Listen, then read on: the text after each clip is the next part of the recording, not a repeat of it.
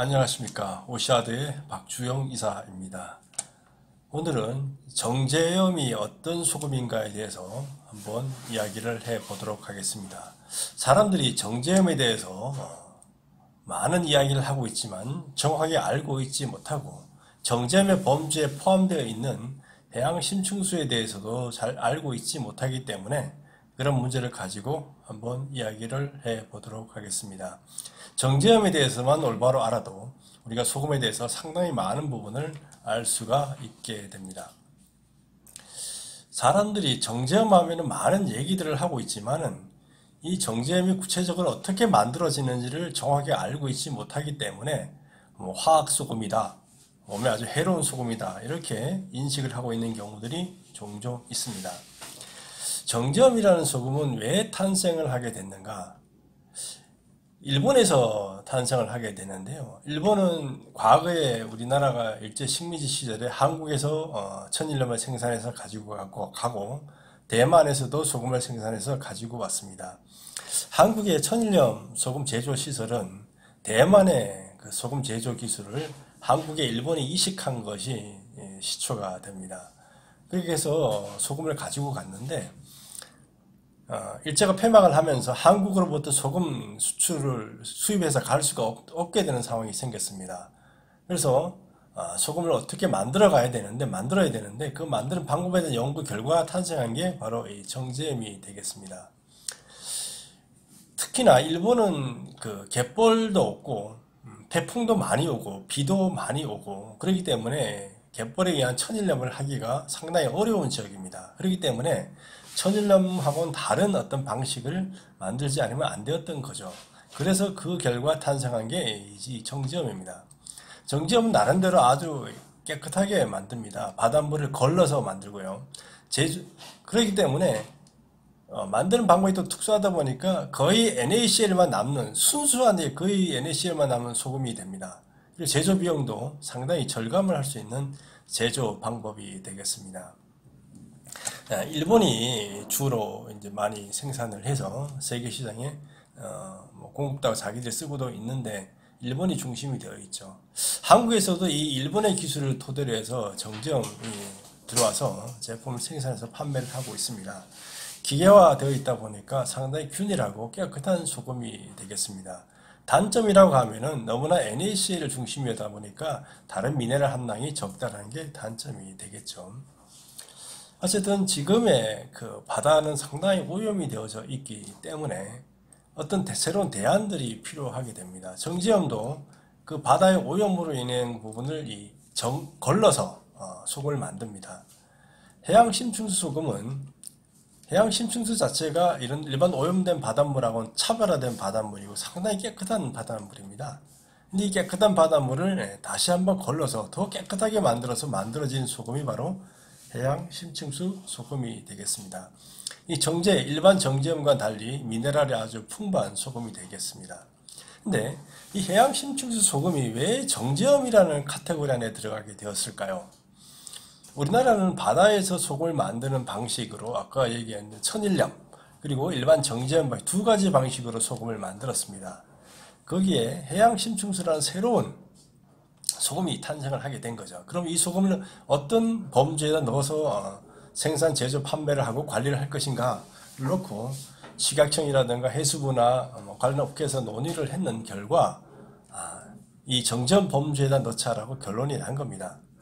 사실 일반 정제염하고는 다르게 만들고 다른 바닷물로 만들기 때문에 다른 소금이 됩니다. 그래서 해양 심층수 업계에서는 강력하게 다른 범주에서 별도의 카테고리를 만들어 달라고 했는데 그 의견이 받아들여지지 않았습니다. 그래서 천일염도 아니고 그렇다고 일반 정제염도 아니지만 기계장치에서 만든고 태양열이 아닌 방식으로 만들기 때문에 이거를 정제염 범주에 넣자라고 이제 결정이 된 거죠. 지금도 해양 심층수 업계에서는 이거를 바꿔달라고 계속적으로 이야기를 하고 있는 상태가 되겠습니다. 그러면 일반 정제염은 어떤 식으로 만드냐, 화학적으로 만드냐 아니냐 여러 논란이 있는데 제가 체계적으로 좀 설명을 해 드리도록 하겠습니다. 일반 정제염은 이렇게 마이너스와 플러스 전극을 양쪽에다 걸고 사이에 이런 막들을 이렇게 세워둡니다. 그리고 이 사이에다 이제 바닷물을 흘리게 되겠죠. 그러면은 이 속에 있는 우리가 잘 알고 있는 이 나트륨 이온, 마그네슘 이온, 뭐 염소 이온, 뭐 칼륨 이온, 황산 이온 이런 이온들이 있겠죠. 이 이온들은 전기에 반응을 합니다. 그러면은 이런 나트륨이나 마그네슘 같은 플러스 이온은 이 마이너스 쪽으로 끌려가게 되고 염소 이온이나 황산 이온 같은 경우는 이런 플러스 극으로 이동을 하게 됩니다. 그러면 여기 이론상으로 보면은 이쪽에는 나트륨 양이온들은 다 이쪽으로 모이고 음이온들은 다 이쪽으로 모이는 현상이 생기겠죠. 그거를 방지하기 위해서 이 사이에 있는 막은 양막과 음막으로 이렇게 구분을 해서 집어넣어 놨습니다. 이렇게 이제 파란색으로 한 거는 음막이고 하얀색은 양막으로 되어 있는데요. 양막은 양이온만 통과하고 음막은 음이온만 통과를 하도록 만들어 놨습니다. 자, 그러면은 여기 이제 마이너스 전기가 오고 여기 플러스 전기가 오게 되겠죠. 그럼 플러스 쪽으로는 아까 얘기했죠. 음이온, 이 염소 이온이라든가 이 황산 이온들이 다 이동을 하게 됩니다. 근데 가려고 하다 보니까 이게 음막이라고 그러죠. 음막은 통과하지만 양막에 가서 걸리게 됩니다. 그럼 여기로 오게 되겠죠. 이리로 더 넘어가지 못하니까. 그리고 반면에 마그네슘이나 뭐 칼슘 이런 것들은 마이너스 쪽으로 끌려가게 되는데 이 양막은 통과를 딱 하지만은 여기에 음막이 막고 있습니다. 그죠? 그래서 여기에 다 모이게 됩니다. 여기에 있는 애는 여기까지밖에 못 오고 여기에 있는 애는 여기까지 오다 보니까 여기서 다 모이게 되는 거죠. 여기도 이렇게 모이고 여기도 모이고 요걸 딱 끄집어내서 이게 농축게 된 이온들이 농축된 농축수가 됩니다. 여기 한 18% 정도 된다고 그래요. 바닷물은 보통 이제 3.4%죠. 근데 이 18%나 뭐 이렇게 농축이 되면은 이걸 가지고 진공 증발가에다 넣어서 더 끓여가지고 더 증발시켜서 소금을 만드는 방식입니다. 근데 여기 양막과 음막도 일가막이냐 이가막이냐에 따라서 좀 달라집니다. 일가막은 일가이온, 여기 나트륨이나 칼륨 같은 경우는 일가막, 칼슘이나 마그네슘 같은 경우는 이가막, 여기에서 에투오포 같은 경우는 이가이온, 요건 일가이온, 그죠? 일가막을 걸면은 일가이온만 가고 이가막을 걸면은 이가이온까지 가게 되는데 일가막만 걸어도 이가이온들도 상대적으로 이동을 좀 하게 됩니다. 그런데 설포 같은 경우는 좀 큰 이온이기 때문에 잘 통과를 못하는 이런 현상도 있습니다. 어쨌든 이렇게 해서 소금을 만듭니다. 근데 반면에 해양 심층수 소금은 이런 이온 교환막하고는 전혀 상관이 없는 방식으로 소금을 만들죠. 근데 그래서 이 해양 심층수는 깨끗한 바닷물을 가지고 이게 이제 3.4% 정도가 되는데요. 이거를 이제 RO라는 장치에다 걸게 되면은 한 6 내지 7% 정도로 됩니다. 이거를 6, 7% 되어 있는 거를 가지고 증발 방식을 통해서 만들 거냐, 진공 증발기에다 넣어서 만들 거냐, 뭐 자연 방식으로 만들 거냐, 순간 공정 결정 제형 방식 만들 거냐, 이제 선택을 해서 업체마다 다르게 만듭니다. 많은 업체들이 진공 증발 방식을 택하고 자연식으로 그냥 평부소태에서 끓여서 만드는 방식도 있고 저희 오시아드처럼 순간 공정 결정 제형 방식으로 이렇게 만드는 방식이 있습니다. 이렇게 만드는 방식이 달라지면은 소금도 달라지게 됩니다. 미네랄 함량, 맛 이런 것들이 다 다른 소금이 만들어지게 됩니다. 그렇지만 법적으로는 이게 전체가 다 이 소금이나 이 소금이나 정제염 이렇게 돼 있죠. 물론 그 밑에 카테고리로 이렇게 다르게 되어져 있죠. 근데 아까 있지만은 이 일반 정제염은 일반 해수를 가지고 만듭니다. 그냥 바닷물 갖고 만든다는 얘기죠. 근데 이 막 자체가 정교하기 때문에 들어가는 물을 걸러서 만들기 때문에 상대적으로 깨끗한 어떤 물이 나오고요. 심층수는 심층수 자체가 깨끗한 바닷물인데 걸러서 만든다. 근데 심층수가 어떤 바닷물이냐? 이 전 세계를 순환하면서 소멸까지 4,000년이 걸리는 이런 바닷물입니다. 일부 국가에서만 채취를 할 수가 있죠.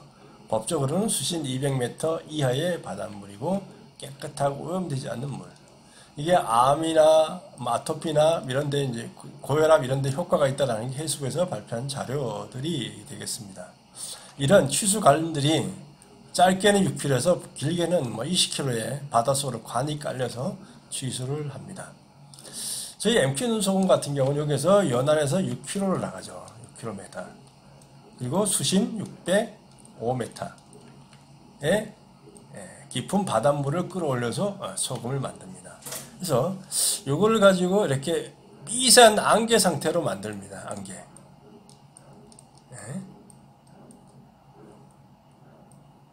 그래서 바람을 불어넣고 안개 상태에서 뜨거운 바람 불어넣으면 증발이 되죠. 수분만은 이렇게 증발해서 날아가고 모든 미네랄은 이렇게 옆에처럼 눈처럼 쌓이게 됩니다. 그래서 MQ 눈소금이 되겠죠. 이 바닷속에 있는 모든 미네랄이 다 들어있다 보니까 이 미네랄 함량이 일반 다른 정제음하고는 비교할 수 없이 많습니다. 나트륨은 한 24% 정도 적고요. 마그네슘은 380배, 칼슘은 30배, 칼륨도 그 이상의 것들이 들어있죠. 비교할 수 없을 정도로 많은 미네랄을 가지고 있습니다. 그러면서도 미세 플라스틱 같은 게 없는 아주 깨끗한 소금이 바로 MQ 눈소금이 되겠습니다. 이 공장 안의 모습이 되겠죠. 공단의 모습이고 이렇게 눈처럼 쌓인 이런 모습이 됩니다. 이 눈처럼 쌓여 있죠. 보통 사람이 보면 눈이 쌓였네 이렇게 인식할 정도로 이렇게 되어져 있습니다. 그래서 정제음 소금이라고 해서 다 같이 하고 다르죠. 정제음은 일반 정제음과 심층수 소금으로 나눠집니다. 이렇게 두 가지를 크게 분류가 되죠. 그렇죠. 또 심층수 소금도 다 다릅니다. 자연 방식이냐, 진공 증발이냐, 순간 공정 결정 방식이냐에 따라서 소금도 다 달라지게 됩니다. 그리고 이 바닷물이 다르면 소금이 다 다르죠. 일반 바닷물로 만들었느냐, 심층수로 만드느냐에 따라 소금도 달라집니다. 그리고 소금 제조 방법이 다르면 소금 또한 달라지게 됩니다. 그래서 소금을 보실 때는 어떤 바닷물을 가지고 어떠한 제조 방법으로 만들었느냐를 구별해서 보시면 좋은 소금을 고를 수가 있습니다. 밑에 사진이 이게 암염을 채굴하는 사진이고요. 이거는 이제 아프리카에서 사막 소금을 채취하는 장면이고, 저희 소금이고, 이 소금들을 가지고 이제 항산화 실험을 했던 사진들이 되겠습니다. 이게 보시면은 이게 MQ 눈소금이고 이게 죽염이고 일반 소금들입니다. 똑같이 넣고 실험을 했는데 저희 그 MQ 눈소금 색깔이 가장 확연하게 변한 것을 확인을 할 수가 있습니다. 그래서 소금은 제조 방법이나 먹는 그 원료되는 바닷물이냐에 따라서 소금들이 다 달라지게 됩니다. 그래서 좋은 소금을 고를 때는 어떤 방식으로 어떤 바닷물을 가지고 누가 만들었는지를 확인하면은 보다 좋은 소금을 선택해서 드실 수가 있습니다. 소금 하나만 바꿔도 건강이 달라질 수가 있습니다. 이제 정제염에 대해서 확실하게 아셨으리라 생각이 됩니다. 소금 전문가의 유튜브 영상 계속 시청해 주시고요. 구독도 꼭 눌러주시기 바랍니다.